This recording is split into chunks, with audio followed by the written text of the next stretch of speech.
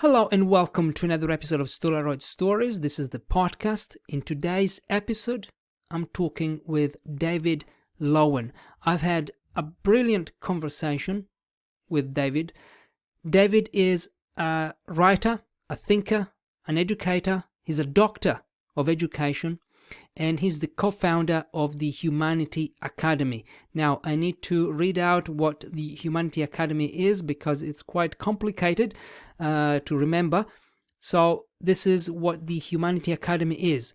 Humanity Academy is a social enterprise committed to empowering individuals by unlocking the doors of knowledge, we love knowledge, wisdom, and self-awareness, with a mission to ignite a passion for personal growth, foster self-awareness, and that's a hard word to pronounce, foster self-awareness and nurture strong human connections.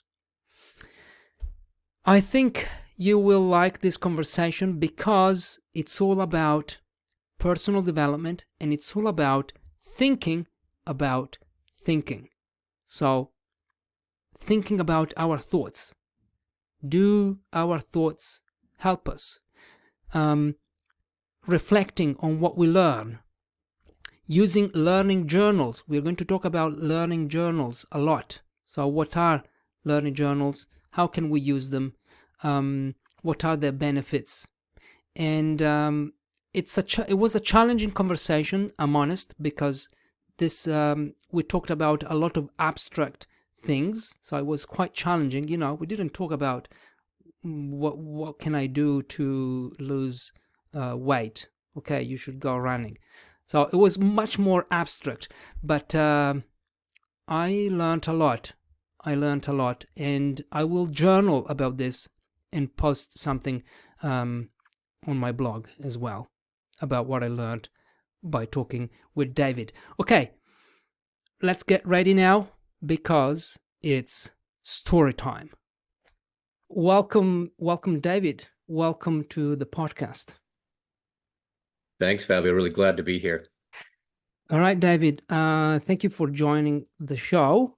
Today we're going to talk about something I'm really excited about, which is learning journals, education, probably business. Well, we'll see. But I know that you are the founder of the Humanity Academy, and I'd like to know, in your own words, what is the Humanity Academy? Oh, I like that question, and I'll pass along. I'm the co-founder, so there's two of us. Both my wife Lisa and I co-founded Humanity Academy, and that name is something that she had on her mind for quite some time. And so she's a mental health counselor, therapist, has worked with people for a decade or more, comes from a very fascinating background in that area. And that was a name that had been in her mind for quite some time. And so just as a little bit of background, I left salary employment, stable employment, those types of things in the spring of 22, not too long after COVID. I'd been working for over a decade in a varied career, but a lot of it in healthcare, in administration specifically. And COVID took a toll working in that field, as one could probably well imagine. And thankfully, I wasn't on the front lines. I was in the administrative side, but lots of planning and emergency planning and response all at the same time. And then in 23, in the spring of 23, this past year, my wife also left working for other folks. And we did this very, very purposefully, and I'll also say purposefully. We talked about it for quite some time. It wasn't simple. We have three children, three kids, now in their teens.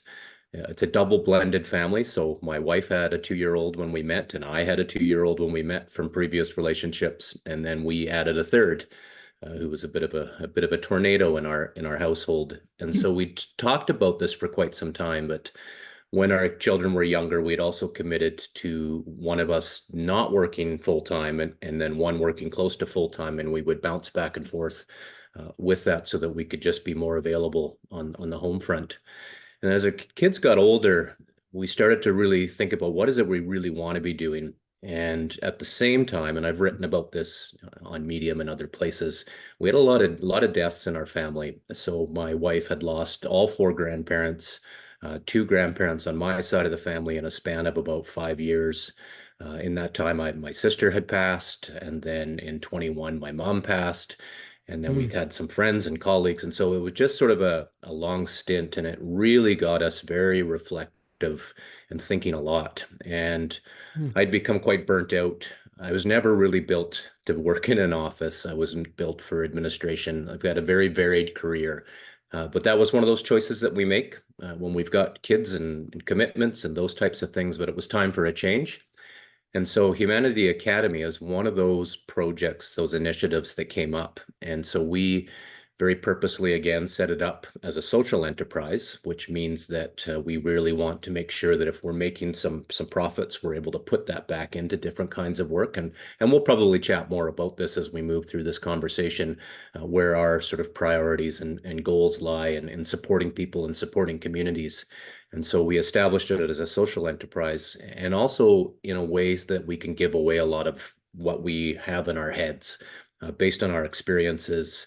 And we'll chat more about that, some of our free education courses, these conversations about learning journals, and mm. just how we support that work. But that's sort of it in a nutshell, a social enterprise, an educational startup that is supported both through my experiences and professions and my wife's as well.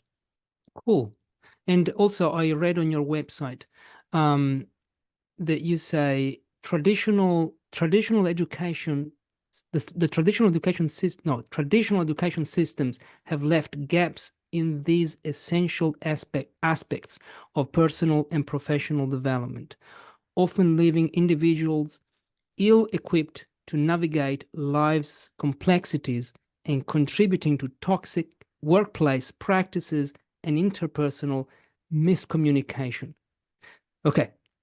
Um, okay, let's start with traditional education systems have left gaps in essential aspects of personal and professional development. What do you mean by that? Because I know you Oh, have some strong opinions about traditional education. So, and okay, let's explore this. okay, well, we've got some time. So Yeah. that's I love this question and really appreciate you pulling that right off of our website. And we thought about that quite a bit. And so one of the pieces that precedes that is the gaps that we see, and those are things like emotional literacy. And so we use that purposely. Some people will call it emotional intelligence, and I often sort of get tweaked a little bit by that. And my experience has been in working with folks of all sorts of education levels, some that never made it through elementary school, some that made it through, secondary or high school, as we call it in Canada. And so emotional literacy, rather than intelligence, just gets away from those negative connotations we find. And maybe there's a better term out there, but emotional literacy is the big one. And we'll talk about that. It very much relates to learning journals and thinking about thinking, and that ability to pause. Is we're feeling critters. We feel first generally. And then sometimes that challenge is to be able to label what those feelings are, to get a better sense of, well, what is that feeling and why might I be feeling that?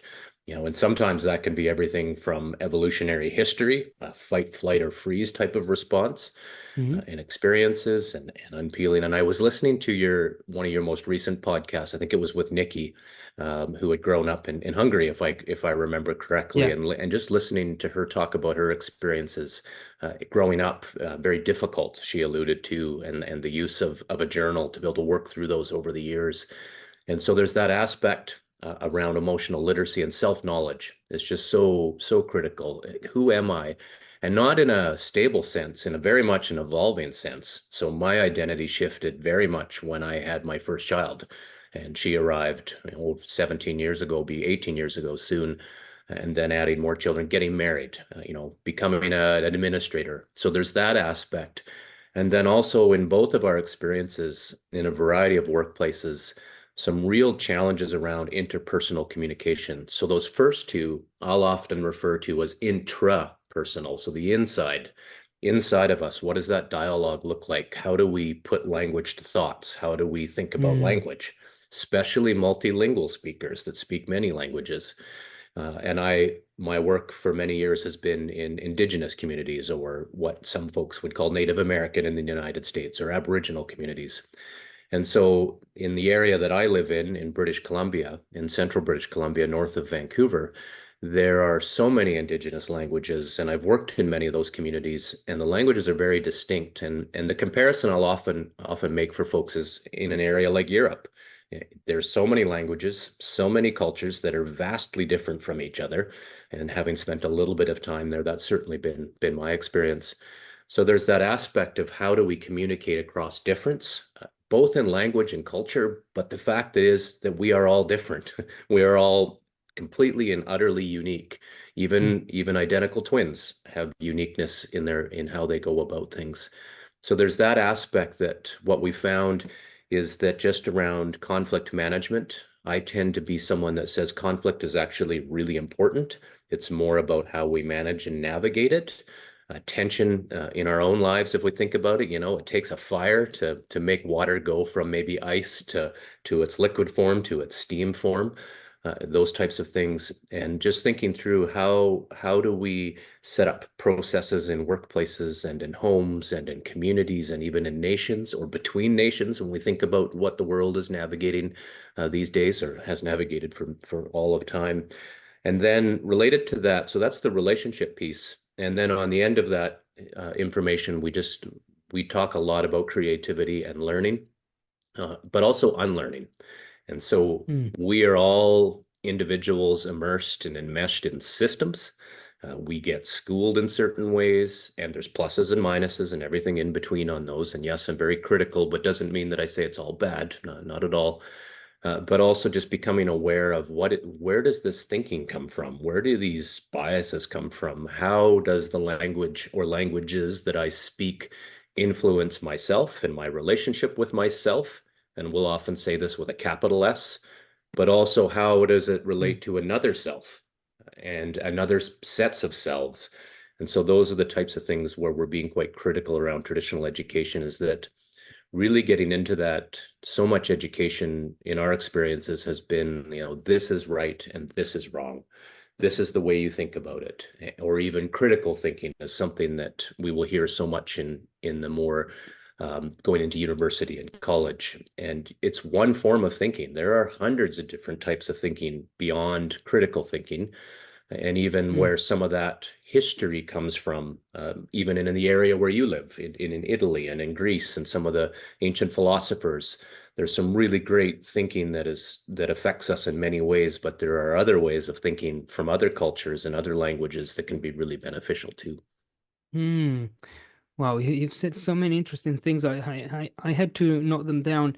The first one is, okay, conflict. No, the first one is, um, what's the solution then to traditional education? Like you said, we are all unique. We all have our own ways of thinking, and we prefer certain things. Learning is a highly personal activity. So, but traditional education, they put you into a classroom and they say, okay, today we're going to learn this. Okay, in this way, everyone has to go through certain, the same styles, teaching styles, because the teacher is one. So in the classroom, so they have to adapt to the uh, to the teacher's style. So what's the solution in your opinion? So if there is one. I really like that last bit you put on there, Fabio. That's another thing, and I've been thinking a lot about this even just in the past week or two. Hmm. And I think you and I could have so many conversations, outside of podcasts, on podcasts, about this idea of solutions.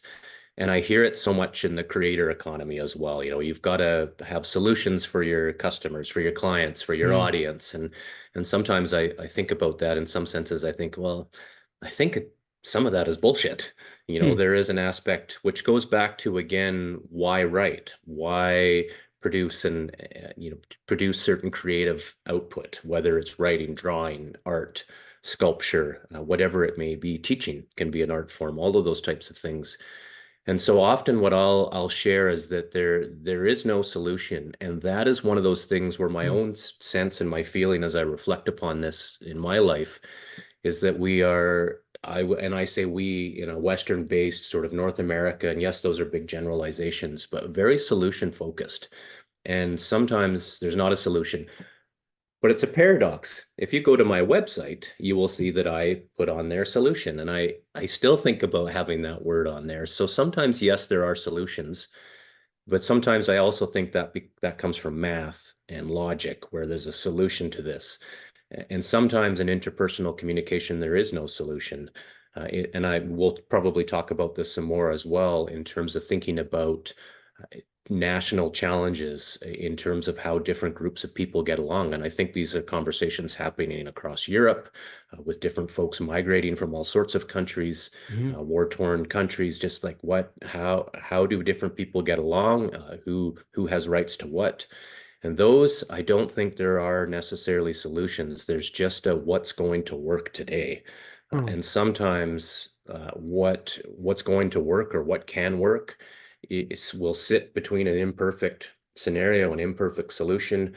When we think of population growth, the number of people accessing social media and the internet, these are massive, quick, rapid changes that I think many people, based on what we've been supplied with through evolutionary history and what our brains can handle, is an aspect of it's often going to be an imperfect situation, which is just going to be good enough to try and get through this time. So, for example, with COVID, there was no solution. It was certainly a matter of just trying to figure it out as we go along based Mm. on the things that we had. And that was one big learning I took away from the pandemic and being right in the midst of it from planning for morgue overcapacity in morgues to setting up field hospitals and parking lots. These were things that we had to wrap our heads around in very quick form, as well as trying to support families and have children in schooling. So that's one of those pieces where I often don't think there's a solution. There's more about how can we sit down, and this is a really important distinction I'll make between discussing things, which often means, it rhymes with percussion in English, and there's a reason for that, is discussion will often cut off things. And even, if we think about the roots of the word decision in English, and of course, English is very much related to Italian and Spanish and French and the Romantic languages, but the ancient roots of that are about cutting things off. So to make a decision, we need to cut things off. And even in democracies, 50%, 50.1% wins. What do you do with the 49.9% that does not? For example, in a very rough way of going about it. And that is those types of discussions. There's much going on in the world around this idea of diversity, equity, and inclusion, these very vague terms that can get implemented in so many different ways. And what do those mean? And I often find that there is no solution. There's just how are we going to deal with this in this period of time, and do that through dialogue. And through dialogue, as we use active listening and all of those different things where we hear people out and really listen. And then we've got to think about, okay, what's going on in me as I hear these things? Mm. Where does that come from? Why am I thinking those ways? And so Mm. that's some of that work around trying to steer away from solutions per se, and how can we get to a place that's going to work well enough for all that are engaged. You say that, so not there are no solutions. There are not always, at least, there are solutions, and this is already a challenging thing for me to think about, because I've always thought that every problem has a solution. So, don't worry. Is there a solution to this? No. Okay, so don't worry. Is there a solution to this? Yes. So don't worry. But I've always been, I've always seen problems as something temporary, because there's always a solution to a problem. But you're saying that there isn't, and this is interesting, and it's actually maybe liberating in a way to know that, okay, this problem has got no solution, so we just need to do our best to make it work.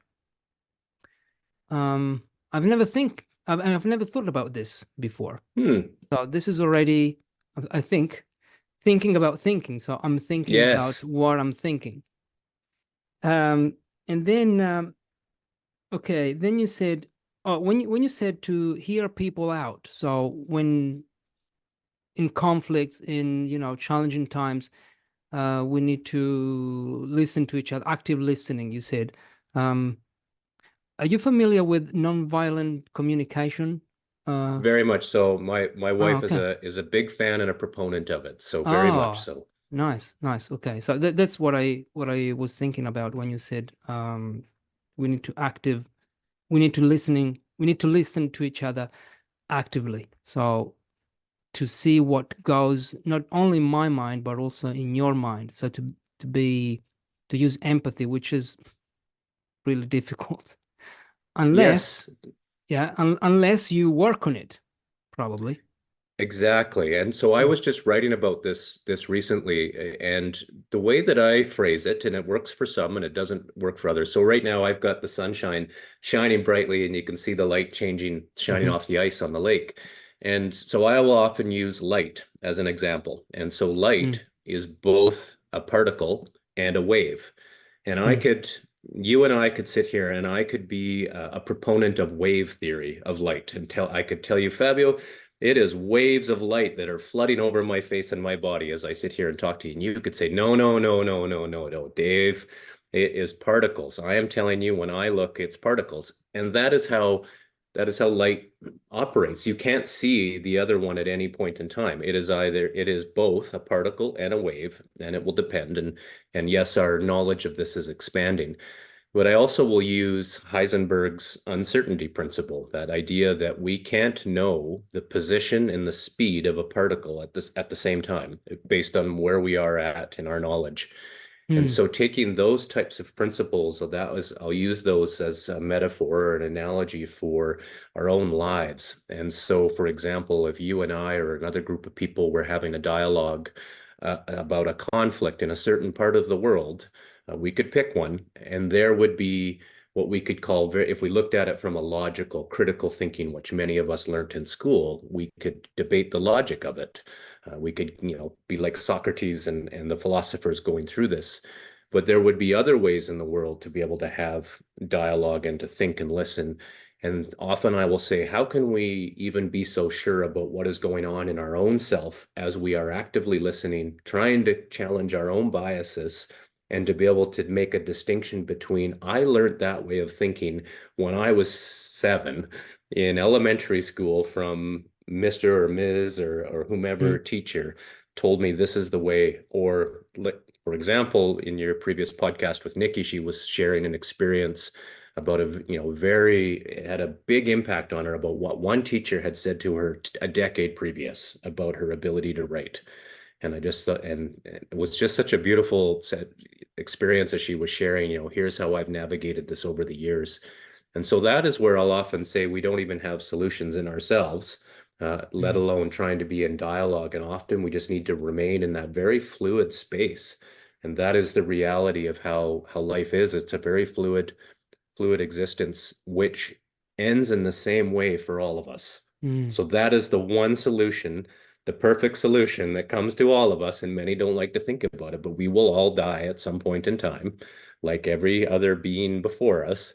And when we can navigate from that reality, that is the one solution. And the rest in between is something we just kind of gotta, move like a bamboo forest mm. through. It's been sort of my experience and how I'll often share that. And a learning journal how can a learning journal help? So first of all, what is a learning journal? Because I know it's a tool for that can help you think about thinking. This is Hmm. this is the general purpose of learning journal. Correct me if I'm wrong. But okay, what are learning journals? They are pretty much anything we want them to be. And so let Mm, me let me break that down. And so mhm, what I found over many years is that the idea of a diary, in my experience, often for men, is uncomfortable. Dear diary, no, I'm not gonna, I don't want to mm, do that. And even the idea of a journal can be kind of uncomfortable. And so what I've found is shifting it to call it a learning journal. And then very much like you are asking people, say, well, what is that? How do I do it? And what I've found over the years, and sometimes in my own experience, is that we want there to be directions on how to do it. Like, how do I use this thing? What is the right way and what is the wrong way? It's like, oh, well, there's the impact of schooling in our lives. And that's not necessarily a bad thing. It's not what that's intended to suggest.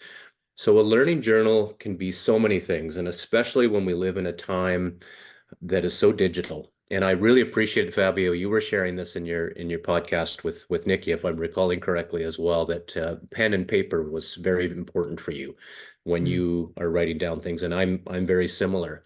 Now, maybe this is a generational thing, maybe not. However, I find as well that no matter what age, pen and paper accesses a different part of the brain. And so many of us, especially if we're involved in the creator economy and writing and even in our work, we spend so much time in the digital. Funnily Yeah. enough, that has the same root as our fingers, our digits. But the analog world in navigating with pen and paper just goes to a different part of the brain. But it doesn't mean that we can't have a learning journal that's kept digitally. Keeping a blog is a learning journal. Writing on Medium is a learning journal. I was just writing recently about how 52 free weekly issues of my newsletter is a learning journal. I've learned an immense amount about it. But the bulk of the learning journals that I keep are, and I've got them spread around my desk as I'm talking to you, are, and I'll often say to people, there's no right or wrong way to go about a learning journal. Find a way that works for you. And I heard you say that in the podcast. You're like, I'm not sure if this is the right way for me, or something to that effect, or I'm Yeah. playing with this. And that's often and I was writing about this in a very recent newsletter, is to say that is a very powerful space to be in, this space of, I'm not sure. I don't know. Whether that's questioning our identity, whether that's questioning where we live, questioning in our career. And I'll say that's such an important place to write from, or to draw from, or to map from. And so a learning journal, in some of the articles I write on Medium about it, in one of them, I share 33 different kinds of learning journals. I've written an article about how they can be structured or unstructured, depending on who we are. And mine tend to be quite unstructured in many ways, other than when I go back to read them, which is a critical piece of learning journals, to go back and reflect, that becomes a little bit more structured so that I'm able to benefit that much more from what I have in there. But essentially, in many cases, what I'll say to people, to give a certain level of comfort to start, is to have a couple of prompts. What did I learn today? What did I learn yesterday? And then really importantly, how do I feel about that? And so that feeling might be super intense in one moment, or it might be um, quite separated, like whatever. But those feelings will change over time. And then the other question I'll often ask is, are there some things I should be unlearning? And there's so much focus on continuous learning and lifelong learning. And I'll say, yeah, sure, but eventually our heads will explode, or, like any critter that continues to grow to the end of time will die off. That's sort of the nature of the universe. And so sometimes we need to prune some stuff off of there. We need to unlearn some things to be able to make room for some other learning. And it's that balance back and forth. And so really going to your question, what's a learning journal? It can be whatever people want it to be, and to play with it. So I use on my phone, I use the Notes app. So when I'm out walking, I will quickly get a voice memo on my Notes app. Hey Siri, and then I'll do the voice. But I'll also review those and then write them down. And I just keep those and try not to be too concerned about what's the purpose of this and how am I going to use this and what can I write from this from. It's just like, here's an idea in my head, write it down. And then so often, I will go back to those and go, wow, that actually was really profound. And at the time, I was like, whatever. I heard Fabio say this, and I write it down. But it's the going back, because there might be something from 3 weeks ago that I just wrote a quick note. And then today I'm reading something, and then they come together in this beautiful synergy in the synthesis. And I'm like, oh, yes. And that's where the real power of a learning journal can start to come in. Yeah, I sometimes a lot of ideas come to me when I'm running. I've said this many times. I Mm, don't know why. I don't know if it's chemistry, it's if it's the body movement. I don't know what it is, but when I'm running, something happens in the mind. It's because maybe the mind is free to go wherever it wants. And I need to have a phone because mm, I don't use a note app, but I use WhatsApp. So I send a message to myself. So it's always nice. gonna be there forever. Not forever, but it's gonna be there. I don't need an extra app. And I never review those ideas though. I never go back and say and revise, okay, what did I think? What was I thinking the other day when I was running? I just put them there, but sometimes I forget. Sometimes it's an idea that I have that I want to turn into an article or a blog Hmm. post, and that's when I go back and pick out that idea. But um, okay, so why do you do this? Why do you keep a learning journal yourself? What's the Great purpose? question. Because you've been doing this for I think I saw a picture on Medium of all the learning journals. It's like it's your desk full of these learning journals. So why do you do it? Yeah, I like that question. And it's part of it is, and you had just mentioned this, is sometimes I forget those ideas. And Mm, I've got a little diagram that I often use where I talk about the forgetting curve. And mm. essentially, So ultimately, we forget most things within the first hour of learning, quote unquote. And yes, could be debated. But that's one of the big ones. But learning journals for me, and I've written a little bit about this. It really started. I've just recently entered my fifth decade, turned 50 this year. And it started when I was about 19 and I was traveling in Australia. It was my first big trip. From nice. went from Canada to Australia. I had very little money with me, a return ticket, classic young adult. Some might argue whether I was much of an adult at that point, but I ended out spending almost a year there and working every job imaginable, as many travelers do. And at that time, I had a day planner, and I just write bullet points. Was I? Who did I meet? What was I thinking? And from that point in time, of course, I'm speaking about this with almost 3 decades of reflection. It wasn't what I was thinking at the time, and I was hooked at that point in time. And just it was I went through my 20s. I was reading a lot. The self-help became, one of those big sections. Anthony Robbins got his start around those times when I was in my 20s, Mm, and others, the gurus essentially. And I don't agree with all of the stuff that comes out of there, but what a remarkable individual. For example, someone like Anthony Robbins still doing what he's doing, and there's much wisdom in a lot of his work and with others. And like I said, I don't agree with all of it, but at the time, I just started writing it down as I was reading, and reading has been a big part of my adult life. And it's funny in many ways because I just sort of did what I needed to do to get through school. I was not, my newsletter is called Box Cutter, and there's kind of a reason for it. It's been a part of my personality since I was quite young, which is I would often sort of think, this is bullshit. Why do I need to be learning this? I am not going to use this. And I still see it with my kids. Like my kids are going through the mm. school system here in Canada and still studying the same novels that I studied Oh yeah. 35, 40 years ago. And there's value to it, yes, but it's like, wow, there's some better things we could be reading. So there's that aspect. And what I really sort of got into, and I stayed away from formal schooling until I was into my 30s. I was actually quite anti formal schooling because I'd had enough by the time I was done school. And so through this traveling and through the writing over the years and just tracking, I just found such value in it. And then I think it was probably late 20s that I came across this idea of calling them learning journals. And I've never looked back since, is that everything I keep is just a learning journal. And sometimes I just free write in the mornings, like, and Nikki was talking about this, the Julia Cameron morning pages. I had read that in my 20s, and what a beautiful, wonderful piece of work she did and has continued to do and influence so many people. I don't follow it rigidly. I don't like rigid approaches to things. It's just my own Mm. own bit. And so over the years, I've called them learning journals. I often go back and revisit them, but sometimes I can't read what I wrote, especially in the free writing. Hmm. It's free writing for a reason. But when I'm thinking, especially now over these last 2 years, as I've become a solopreneur and a digital writer, become much more purposeful about always trying to track ideas. I keep a notebook by my bed because, and very similar to you, Fabio, whether it's when I'm out on a bike, I do a lot of biking, mountain biking, and out getting out, keeping fit. Big reason why I left employment. And I find very similar. It's when the ideas just they come together in it's like a fire gets lit and when I'm Yeah.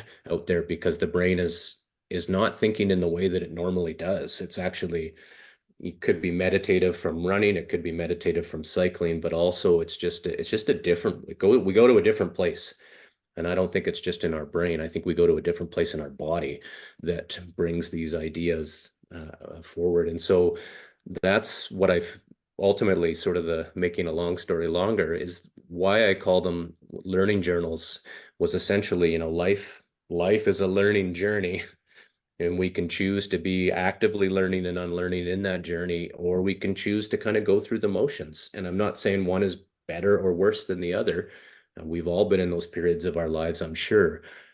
However, we stop and think, well, what am I learning along here? Or do I keep making the same trip ups in my life? Do I operate in relationships in the same way? How am I thinking about this? And even in our household right now, we were just talking this morning before I came on with you about we have children, two kids that are in grade 12, ready to graduate, and one in grade 9. We're getting to a different stage in our life. And Hmm. so how are we thinking about those things? And so we'll often both write it down so that we're more prepared for those. Wow. That's great. Well, you said, I didn't know that you traveled around Australia, and I can tell you, I started journaling without knowing that it was journaling Yes. when I landed in Australia because I went there when I was 26, Mm, and I spent 2 years there. And this is my learning journal. And you can nice. see I wrote, this is basically for the people who are watching on video. Um, I started writing about the people that I was meeting there. So Hmm. interesting people. So it's in Italian, so I can't read it. But it was okay. I've got here Hiro, a Japanese man, 28 years old. He's traveling around Australia. So I would record what was interesting about these people. And I did this for a bit, and then I stopped. I don't know why. This was 2023, so 10 years ago. And then I stopped journaling. I stopped writing down things. And do you know when I started again? Hmm. Um, After I read one of your Medium posts. Oh, So I love it's it. it's Love it. okay, the 3rd of January. And I've got more now. I've got more things. It's all a mess, really. It's a mess. Perfect. Yeah. Perfect. I love it. Because I So think you've seen some of mine are very messy, but purposely messy. yeah. So what I know that there's no one right way to do it. But if you could give me or us to the listeners any tips on how to start, because you mentioned prompts. You mentioned it's useful to have some prompts like, what did I learn today? What should I unlearn? But if I open my journal and I stare at the blank page. I'm like, okay, well, what should I write down now? I have no Hmm. idea. What should I say? Should I just start writing, free writing about, today was a beautiful day or it was a shit day? So what Yes, would you yes, and suggest? yes. Yes, and Okay. yes. So oftentimes I will suggest to people no different than when we run into friends or colleagues and we get into small talk. weather and check with the family, or Mm, how about that Italian the Italian football team or the rugby team, or mm, whatever it may be, that small talk.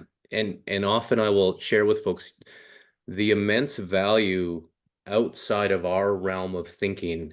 For example, if we think about climate change and rapid climate change, some people's journals and diaries of tracking the weather in the 1800s are of immense value to science and humanity in thinking about what was going on, from because climate is big and wide, but what was the weather locally, and trying to think through that. So, for example, during the gold rush in the Klondike in the Yukon in the 1800s, late 1800s, and in the 1800s in general, across much of Canada, there was like a mini ice age in a sense, like a period of super cold.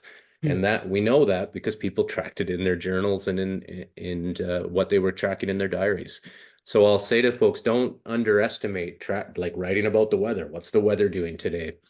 So there's that aspect. And so small talk is a great way to, how am I feeling right now? How did I sleep? Then there's this huge long list of things in which we could keep a learning journal for in a structured sense. A sleep journal, a diet journal, a running journal, a fitness journal, an emotions journal. How do I feel in the morning? A creative journal, a free writing, doing Julia Cameron's morning pages, an ideas journal. So there's all of these different ways to think about going about it. Then there's also just I have about 4 prompts. And so, what did I learn today, or what did I learn yesterday? How do I feel about it? The other thing is, what would I like to learn? And so, in my journey as a mm, solopreneur and a digital writer, I will often ask myself, what do I want? What would I like to learn over the next little while? And so, this right now, during the next few months, I've chosen to really focus on Substack. mm, What would I like to learn about Substack? And then purposely going and finding people that are writing away about that. And so I've done that a few times. Medium, I had that experience last year. And so I will try and guide some of my energy and what do I want to learn today. It can be in our relationships. We could keep an arguments journal. So mm, there's all of those different ways to be able to go about it where we could purposely think.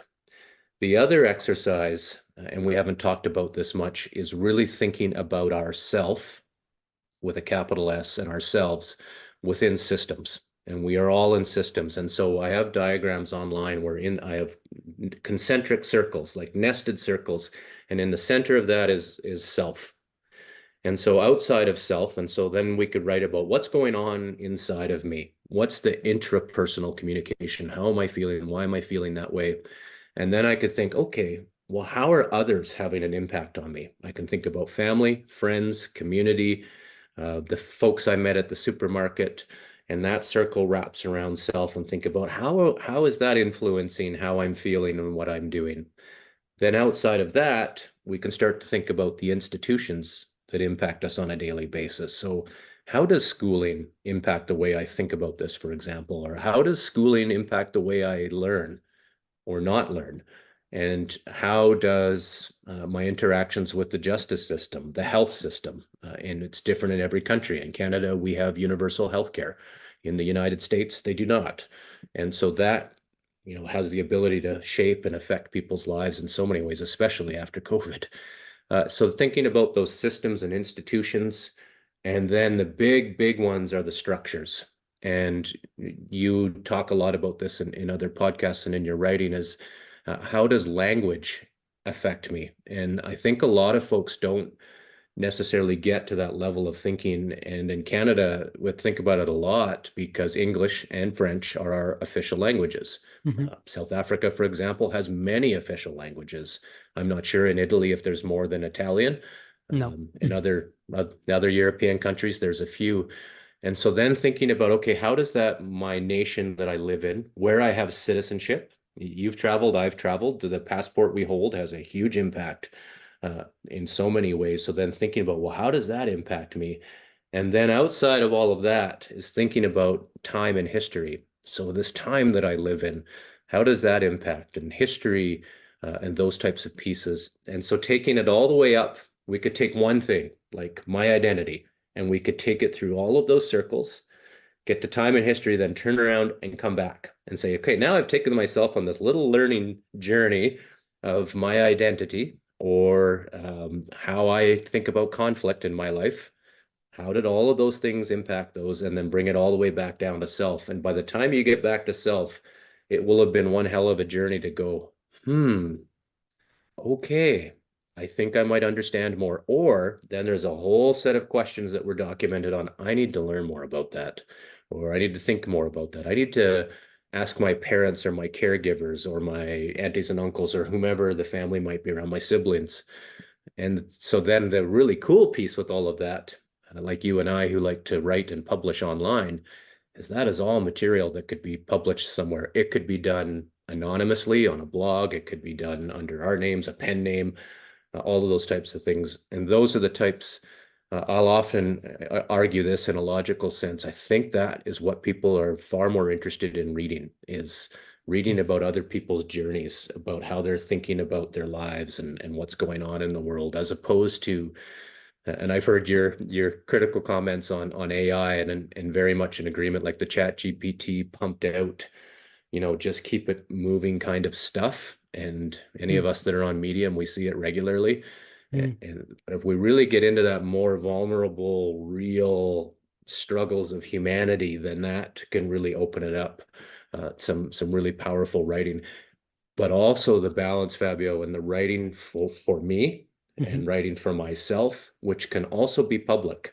And that's why I love it when I hear feedback like you were saying, hey, when I read your piece on learning journals, it caused me to do this. I'm like, that's awesome. I didn't go out thinking in my head, what does my audience need? How do I speak to my audience and solve their problems? Like, no, I'm just going to write what is going on in my life, but also in what I'm hearing. And I've heard from people to go, I like that idea of learning journals. Tell me more. Okay, I need to write more about that topic. Yeah, yeah. I read this in what you're saying, um, in Show Your Work by Austin Kleon. It's Love there. Cleon stuff. Yeah, Yes. okay. So he said he wrote something like, talk about what you love and the people who love the same stuff will follow you, something like this. Yes. Yeah. And Yeah. I love Cleon stuff, and he's been at it a while. Seth Godin is another, I see lots of Mm, big the fan. online gurus these days, and Me Godin too. was doing this in the early 2000s. He was one of the, him and there's another fellow by the name of Hugh MacLeod, who Don't know. has, it's called The Gaping Void. And he was doing sketches on the back of business cards. Mm, And him and he knew Godin, and Cleon was posting stuff. So I just love some of those folks that were very early on, every day. God, Godin's been doing it for 2 decades every day, posting these little thoughts. And so that has been a big influencer in my online digital writing journal, but also personally. And exactly what you're saying. And I right now, like somebody that I quite appreciate, younger generation, is Dan Coe, Koe. He's writing. His whole philosophy is solve your own problems and challenges first, and then share those out with other people. And you mm. will find people that are interested in that. I mean, whether it's building a digital business, but he talks a lot about mindset and modern mastery. And I love it that a guy in his late 20s, early 30s is just getting right into the depths of like, who am I and what am I about? And then having great success online in terms of just sharing that out, publishing books and helping other people out. And that, I think, is one of the beauties of this whole digital environment we live in. Yes, there's lots of negatives and there's lots of shitty things that happen on social media, but you and I would not have met and connected in this way, Yeah, just as similar as others. Like Veronica Lorca Smith, I think, is someone who you've had yeah, on your podcast, and her and I have been in connection. We've never even actually come on face to face digitally, but have kept in touch through Medium, Substack, LinkedIn, just supporting each other in the journey. And really neat watching, how her journey shifts and change. And someone that's a mom with young children and living internationally and gone through really difficult times, being separated from family. So that is the power of being here online and finding different people and kindred spirits that, geez, when I was a kid, mm, 2/3 of the world didn't even have a telephone, let alone know what one was. And here we are within just a few short decades of over 5 billion people having that 5 billion people access the internet. That is more than there were people on the planet when I was a kid. Wow. Wow. Yeah. Yeah. I I wanted to ask you about this idea of self, because Mm, learning journals seem to be a tool for individuals, and I'm wondering if um, this is Western thinking. So I mm, come first, I as an individual, whereas in China or more collectivist societies, they might think I don't need a learning journal because it's not about the world is not about me. It's more about the community. So, would you say, I don't know if you know or if you have an opinion or if you've researched this, would you say that this is all Western thinking? Because we've mentioned, all these guys, Seth Godin, mm. Anthony Robbins, all these American Western gurus. So, because this is what thinking about thinking did to me. Because I realized that I only consume. I only read and expose myself to books written by Western people, by people from the US mainly. I realized I haven't read a lot. I don't have any, authors here from Asia, books from, I don't know, any Asian countries. So, are we biased, you think? 100%. But we all are. So we have Mm, hundreds of biases. I mm. like this. This is a great question. And I think about this a lot. And I think you're bang on and you're absolutely right. And I immediately think about that when we list through. I think, well, that's a lot of guys. My wife would say, "Where's the women thinking in there?" Yeah, Like there's that's another thing. Yes. and it's very true. And it's so often the case, but thinking about thinking will get us to that place to ask that question or those sets of questions, which is, what might I be missing here? And I love that aspect of, geez, what's the reality in certain areas of China, a very diverse country? What's the reality in places, say, for example, in countries where keeping a learning journal could actually be threatening to your life? Mm, And so when I think about those experiences, it draws me back to many of the stories I hear in communities and where I grew up. I grew up very rural in Western Canada on a group of islands that are 80 kilometers off the mainland coast, a place called Haida Gwaii, which was once called the Queen Charlotte Islands by the white settlers that came in. And so when I think about that, and what I love about this question is that learning journals can be so much more. And I wrote an article about this recently around personal geographies. And mm, so you and I have traveled, and the wonderful thing is that we are sort of spatial critters as well. We think in maps in a sense.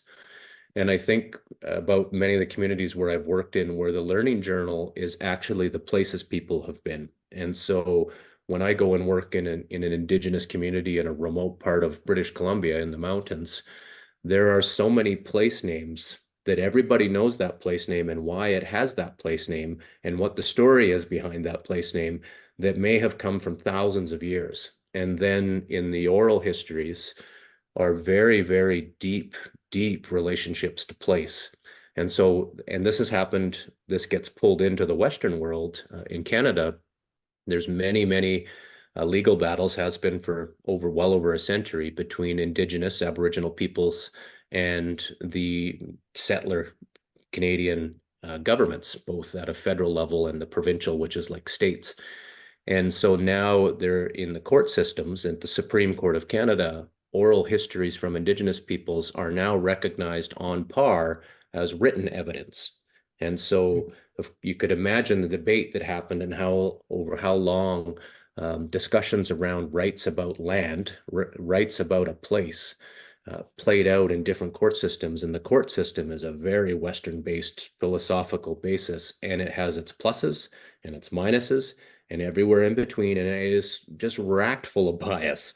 And so for so long, the bias was to written evidence. mm, And writing is a technology. Text is a technology, and it's not very old in human history, maybe 6,000 years, coming out of what we call the Middle East, a biased way of calling things.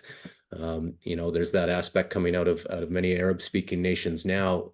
About 6,000 years is how long text has been around. Humans have been around for hundreds of thousands of years, and so we had ways of communicating without the technology of text, and that was generally on the land or on the ocean in some cultures to be able to navigate through those. So that's where I'll often say, absolutely, there is an aspect that is Western based, and even English has become a globally dominating, bias-inducing way of thinking because we think in language or languages. And some really neat research coming out on that front about how multilingual speakers can get tripped up when there is a word in one language that is a similar sound in another language, but are two completely different things. And so some of the research is around eye movement. And so they'll, put a bunch of images on and track people's eyes. So there's that ability to think through, okay, how much does that influence how we think? So if we're thinking about thinking, why do I think that way? And in those ways, and how is language affecting that? So that again goes back to those concentric circles I was sharing. And again, based on my work with many Indigenous communities, is that English is not the first language in some Indigenous communities. They might speak 3 or 4 Indigenous languages before English came in, especially the more elderly in community. And I think that's similar in Europe, right? Where some people, English might be their 4th or 5th language. Maybe think of Switzerland, for example, with my limited knowledge about how many languages might be there. And I think that impacts the way that people think. So if anything, the Learning Journal, I don't think is the solution, but it's an ability to just get people to pause.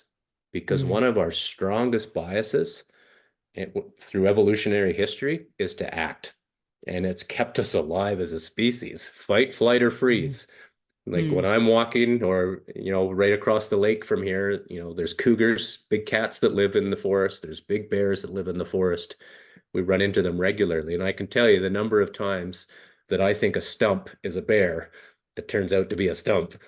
But there's a good reason for that. It keeps me alive. So when that big furry thing jumps out of the bush, I act. I don't stop and go, how does my citizenship affect my, so there's that aspect to it. But if we can get more folks to stop and pause, take a breath and think, and that goes to that active listening piece. And just to think, might this be an overly Western way of thinking about this as I'm interacting with Hiro, the Japanese traveler I ran into in Australia, about, how they're navigating things, for example. And I wanted to ask you about the bear. Have you ever met one? Oh, all the time. So we have a little area, about 1 kilometer across the lake. There's a big forested, it's called a mountain, but it's sort of like a giant hill. And we have an area that my wife and I walk regularly. We call it Cougar Alley because there's regularly cougar tracks in there. And then I was just out there this summer and our dog chased I didn't even realize it. I had one, my AirPods in listening to a podcast, and the dog took off. And then all of a sudden I saw a little cub go up the tree. I was like, oh boy, mama bear is not what you want to get in the middle of. But generally, to the most part, if you just let bears know that you're around, they're as afraid of us as we are of them. Okay. I think it would be one of the most terrifying things that could ever happen to me. But yeah, after seeing that movie with DiCaprio, the Revenant, there's the bear scene there. Oh, okay. So learning journals sorry, let me formulate this question. Can't we just talk to ourselves without writing? Like having conversations with ourselves. I read a book by, Western, but woman this time, from Australia, The Secret Life of You, Kerri, if I remember correctly. And the whole book is about it's about thinking, to be honest, because it tells you that we are all so exposed to social media, TV, radio, music, books, articles, all this input. It's all input, input, input, but we never Mm. let the brain to have a break. We're all with something in our ears, something in front of our eyes. We're always surrounded by people. When we feel alone for a minute, we call a friend. This is what she says in this book. But what about keeping all this input, not 24 hours, but 10 minutes a day to just be alone with your thoughts? This is what she keeps saying in the book. Be alone with your thoughts. Think about your childhood, for example. What was that moment like? What was that place that you visited like? Um, and she talks about having conversations with aloud with ourselves. So instead of driving with your radio on, just keep the radio off and talk to yourself. Can this be a form of journaling? Not really, because we're not writing, so we're not recording. It's just, I don't know. What do you think? Yeah, absolutely. And I love this idea. We chatted a lot about it in our household as well, and we've got some books, around here about solitude and self. I am a huge proponent of exactly what you were just sharing and what she wrote about as well, is that just to shut things off. And nearly daily, I will, and oftentimes when I'm walking, I'm not listening to podcasts. It all depends on the day. So I Mm, think it is absolutely critical to just be with ourself. What's that self-talk? What's going on in there? Just let it work through, especially during times of tension. And that tension could be in relationship with self. So, for example, when I decided to leave a career and just walk away cold turkey and say, I'm going to figure this out, 3 kids, mortgage, spending a lot of time on my own, just walking with it and just without purpose or looking for a solution or mm, even identifying what the problem was, just quietly being with myself. And so when I was, and I've written a little bit more about this and I'll write some more pieces about it. When I was in my late 20s, there was a period where I just sort of said, I've had enough of, I was doing environmental work. I just got fed up. And so I got on my bike, on my pedal bike. mm. And over a period of 3 years, I rode from the Arctic in North America. And then 3 different stages, I ended up joining the Arctic to Los Angeles, California. And so it was 10,000 kilometers on my bike during the summers, just camping on my own. And I had Nice. some purpose around the trip. I was wanting to increase a little bit of awareness, but ultimately it came about me and my thought processes. And so most days I would ride 8 to 10 hours, just riding on my bike. At that time there was no cell phones. And so it was 2001 when I started. And then I kept riding through till to 2003. And up to that point, I had spent a lot of time on my own. I'd often walk into the bush with a tent and, go hikes into the mountains, out onto the water as well, spend time in a kayak. And those are just so absolutely critical to that relationship with self. But a good relationship with self will lead to good relationships with others. That's just the basis of why healthy self-talk and that whole idea of, yes, we live within systems, but we ourselves are also systems of all Mm, kinds of muddled voices that are impacted by our past and our right now. So there's that ability. And I was just wrote a piece about this in relation to writing. And it's kind of like Alan Watts, an old, Buddhist mm. Eastern thinking fellow. I get a great kick out of a lot of his stuff. And it was while I was out on that bike trip in California that I actually came across his writings, which was quite synchronistic at the time. And that whole thought of, okay, even if you're reflecting about the past, you are doing that right now. It is still now in which you are thinking about then, thinking about it, where you're going to go into the future. And so it still keeps bringing it back to that idea of now. And some people will talk about meditation and mindfulness and otherwise, but I'm a big proponent to say, Fabio, if you are out running, you are being mindful. Like we are in the zone, we need to be aware of our surroundings to a certain degree, but yet in that zone of thought, and whether we're out biking or even just sitting and staring out a window, another whole critical process. And to me, again, it gets to that both and thinking. And so that is the writing in a journal is both journaling, and the not writing in a journal is also journaling, because it's that whole process of being on the journey. And so that way we can sort of sit in this fluid zone and get away from labeling. And my own experience has been just being gentle with myself on labeling things, because that comes from schooling. I believe anyways, is like, this is right and that is wrong. In some cases, yes.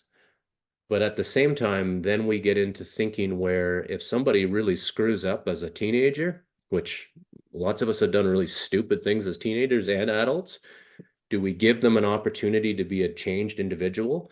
That is that sort of approach to people that have done bad things and, spend some time in jail or as a criminal. Everyone should still have that opportunity to be able to change. And to be able to do that, we got to get away from that. Well, this is right and that is wrong, and to balance through that. And that's where it can be really delicate balance in our online world to step away from that and just spend time letting things percolate and move and shift. And it's always got to be in a certain level of balancing. And I find I will catch myself even recently. I was like, okay, I've been spending too much time supporting clients, doing writing, posting every day. I need to go and get on some more walks. And so then, but rather than it being extreme and going, oh, I'm going to shut off all media, I'm getting all apps off, it's just like, I'm just going to gently shift it over here and just go walk more. Yeah, not listen to a podcast, just listen to the birds, think about the weather. And then I find that when I come back to that creative space, it is just so much more free and fluid. Nice. So a learning journal is not just a tool that could help us when in hard times. Because I recently had a conversation with one of my students, and she's going through some hard times with her family, and she said, I normally write down things to to um to make me feel better. So I have a note app, and I write down how I feel. I write down my emotions, she said. And this is really helpful, she said. She didn't say why, but it's a way for her to even to unload your mind. Yes. It's something even useful, especially useful before going to bed. I think it's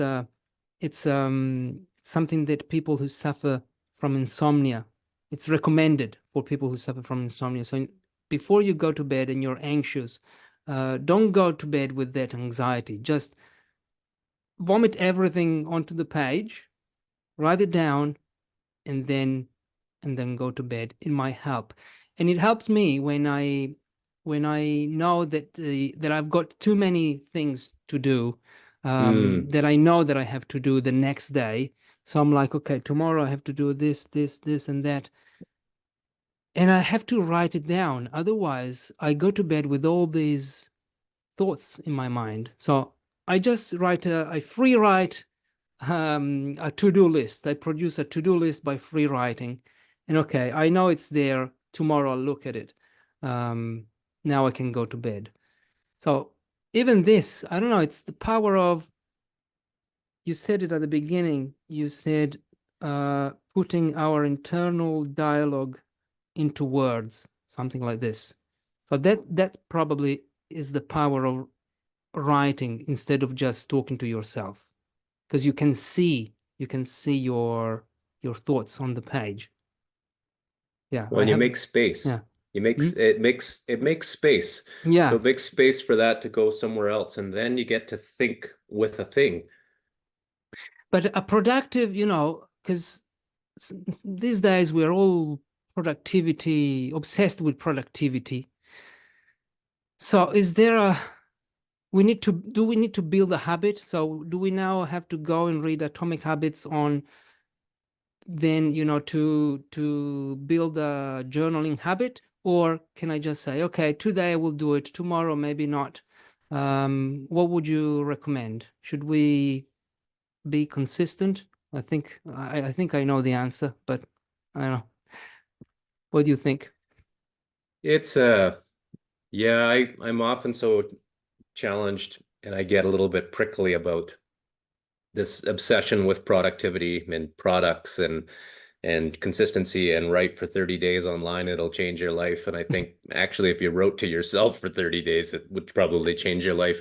So there's that balance in there that maybe writing 30 days on Twitter might be, but if you're trying to do it in a way which you're trying to satisfy something outside of yourself, it's probably not going to work out very Mm, well. So there's that very much thinking, I think, in line with some of your thought process, which is sometimes unstructured can be the best way to go about it. So sometimes when I sit down to write, I'm not thinking this is the product I'm going to produce or this is the article. And my wife and I both talk about it. She's a really talented artist, mixed media, and she'll often say the painting that I sit down that I started with is not the painting that gets produced. And I find this with the writing I've been doing.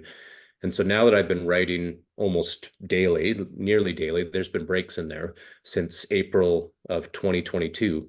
wow. It'll be 2 years coming up here, that almost all of it has largely been unstructured. I found myself starting to go down that I should be doing this. And Mm, we have a joke in our house. We call it shoulding all over the place. Like, stop shoulding all over the place. Don't should on me. You should do this. And there's so much of mm, that bullshit online about this is the way that you do it, and you don't do it this way, and you gotta. And that's where I'll stop, pause, and very similar with yourself at night, I have very similar processes, which is get the junk out of my head that I'm starting to get anxious about.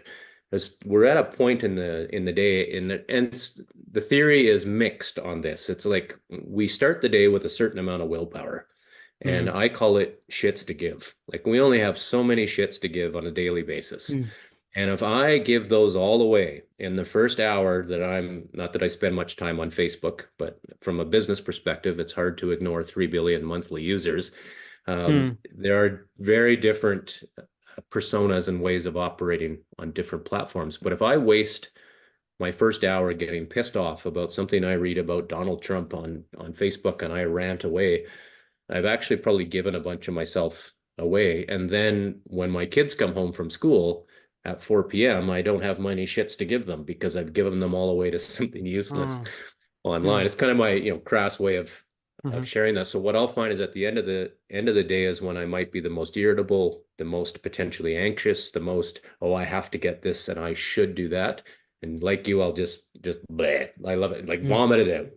And mm, it's out of me. But it doesn't mean that it's no good or that that's not useful information. It's just like I'm going to put it over here because then my feeling is in my brain, I'm giving that time for things, files to clean out, for ideas to come together, and the next day I can come fresh. And I do most of my writing in the mornings. I do still support some clients with some work as well, but and I'll generally save that more for sort of midday to afternoon. And I've just discovered that over the years that that's how I work best. And I've documented that in learning journals and otherwise. So that's that whole process when I start trying to overly structure how I'm doing things is when I find I get less creative, I get more mm, irritable, I get more pissed off, and just feel like and that defeats the purpose again of why I've got a newsletter called Box Cutter. Like sometimes you just got to slice through it, but at the same time, it is okay to think in the box. We don't always have to think out of the box. We can think in the box, out of the box, beside the box. We can get rid of the boxes, and then we can come back into it. But all of those are going to lead us into different little places, which can be wonderful for thinking about. They can be wonderful for shifting our relationships with others. But if we love to write, they can also be wonderful to write about. And so then rather than stressing and getting anxious about what my audience is looking for, I can just write it and have no idea what the impact is going to be out there. Like, did I think, oh, I'm going to meet some guy named Fabio from Italy and do a podcast when I started writing on Medium? No, mm, I just had this past week, Fabio, I had someone reach out from a college in Missouri which is Mm. across the continent from me, saying, "Hey, would you come and speak at our liberal humanities Wow. college about the stuff you're doing?" I'm like, "Absolutely, I'd love to." And then I said, "How did you find me?" She says, "Well, I found an article on Medium." I was like, "This is awesome." Yeah, and that was not my intention going in, but it just recognizing that when you participate in those ways, and lots of conversation about authentic, but just bring yourself in its messiness, in all its screwed upness, and just write and share, and folks will find you. Like it'll sort itself out. I don't like to say work itself out, but it'll sort its way through in the way that it needs to sort its way through. This is awesome. Yeah. And a comment on LinkedIn led me to have a conversation with a writer, a suicidal writer. Um, Mm, and with a comment, because she replied to, I think it was a post that I posted there about writing. Can you say that you're a writer if you don't make money from writing? She replied to that right. comment. I said, okay, no, I want to chat with this woman. Same with you.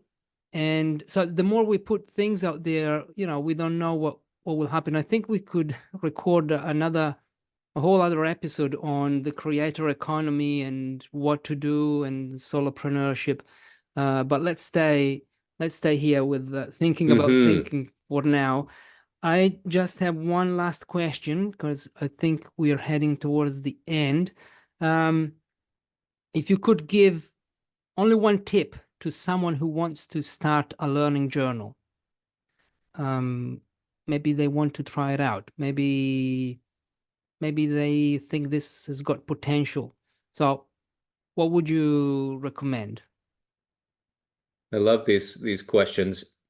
In many ways, it's no different than writing online. And Mm, it's almost cliche advice, but it works. And that's just start. There is no simpler way to start to learn anything than to start.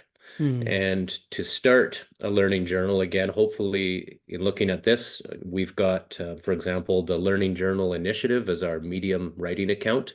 You can go there and then just say, what do I think about this idea of learning journals? Or mm. why am I even interested in this idea of a learning journal? What tweaked me? And try and just write one paragraph or 5 bullet points. And more often than not, people will all of a sudden find the way the pen goes. And I would always Yeah. recommend pen and paper because it just goes to a different place. It's a different relationship.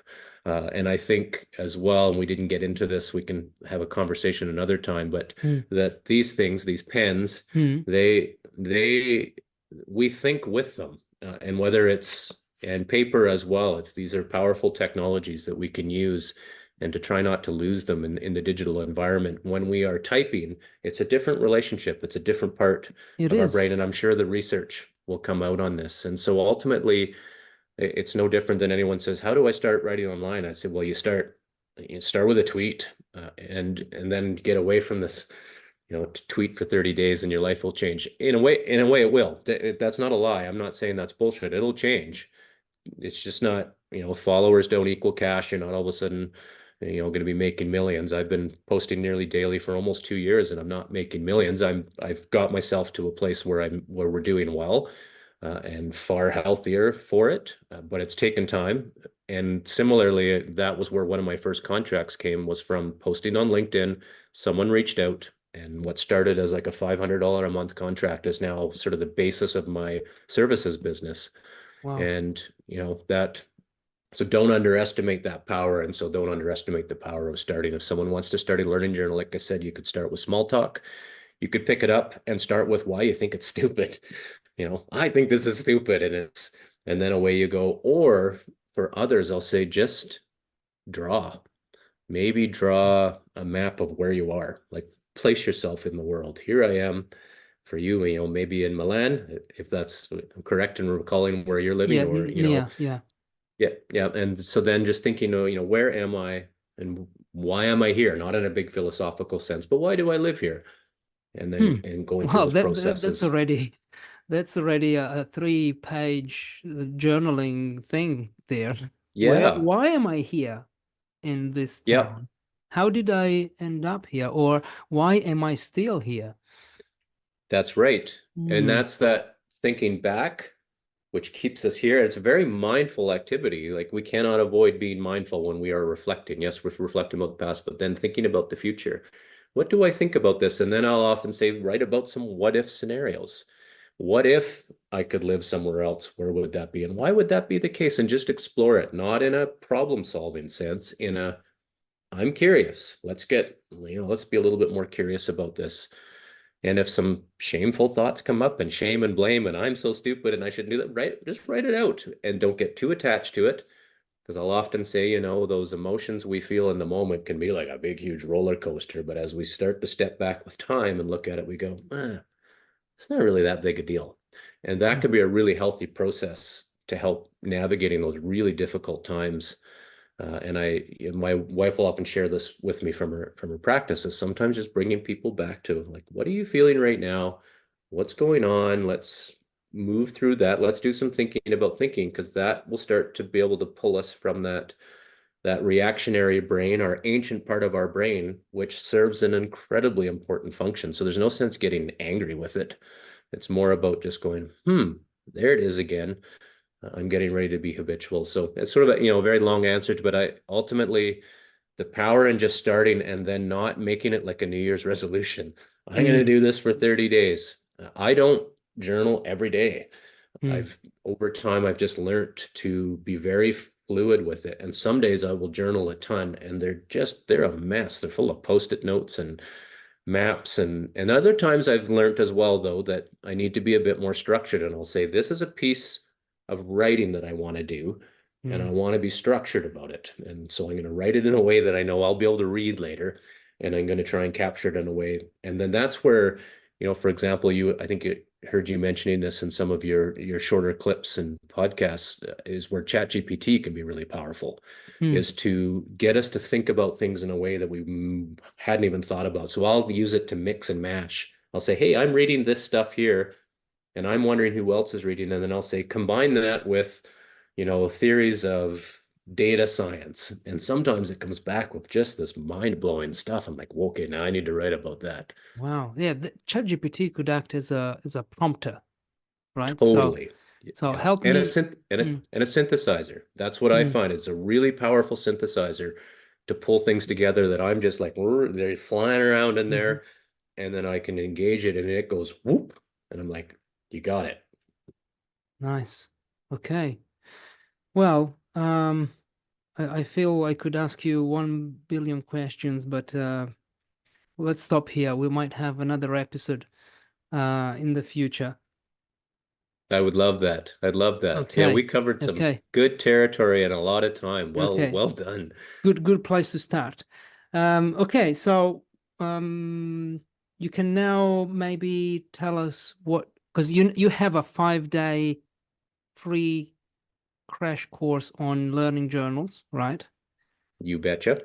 Yeah. Yeah, So so we maybe, have, yeah, tell us yeah, about where people can find you and services also that you'd like you to bet. tell I us about. appreciate that. Yeah, so and I was mentioning this earlier, we are big believers in freemium. So providing Mm, freemium products. And so premium. we've got in total, I've got 9 free educational email courses. So I have 2 that are sort of on that solopreneur side. Like you said, we could probably do a whole episode on that. So one is the Solopreneur Writer, or solopreneurwriter.com is the one free 5-day course. That was one of the first ones I built and looking to do some updates on that. Solopreneurthinker.com is another one that I talk about mindset and just the uniqueness of being a solopreneur. Some people don't like the term, but I think it's a really important term because it means you do everything from cleaning the toilets to doing the books. Yeah, everything. And Yeah. yeah, and look after the cats because it looks like you've got a cat Yeah. condo there behind you. So, and then with the Humanity Academy, we have 7 free email courses, and I won't run through the whole list, but our website is humanityacademy.life. And then we've on humanityacademy.life, there is a list of our free education. There's a tab for it. And our most popular by far is the Learning Journal Crash Course. And so that is learningjournal.life. We'll take you to the landing page. You provide an email, and we don't spam people. That's just the way that we support that through ConvertKit. So by signing up with email, then there's 5 days of emails that come around just talking about learning journals. Like it literally is a crash course. And then there's one bonus day on that, which that gets into all the different kinds of learning journals. And so there's at least 33 different kinds I list on that. So learningjournals.life is the 5-day free email course. On Medium, for those folks that are there, the Learning Journal Initiative is the name of the account we write from specifically. And then you can find me, the David Loewen is on Medium. So those are the main ones. And then my personal website, Fabio, is David Loewen, LOEWEN.org, O-R-G. And that is, I'm on LinkedIn, I'm on Twitter, I do a little bit on Instagram, I do a little bit on Facebook, but Twitter and LinkedIn I write on pretty much daily, promote those courses, and some of those courses are pinned into the profiles that you can find there. So in a nutshell, those are the things we've got on the go. Right. I'll put all this. Well, you'll have to send me all the I links. will do that. I'll send you all the links. And they will be in the show notes. Okay, Dave, thank you. Thank you. It's I think this is one of the most fascinating conversations I've had on my podcast, and one that I feel I still have a lot to ask you about. But we'll see. We'll see in the future. Thank you for now. I love it. Real honor considering you've done so many, Fabio. It's been just such a pleasure. So it's awesome questions, and I'm looking forward to some more dialogue. Right. Thank you, David. Bye-bye. All right. I hope you enjoyed this conversation. I hope that you will start journaling, like writing things out, writing things in your journal. Like look at this one.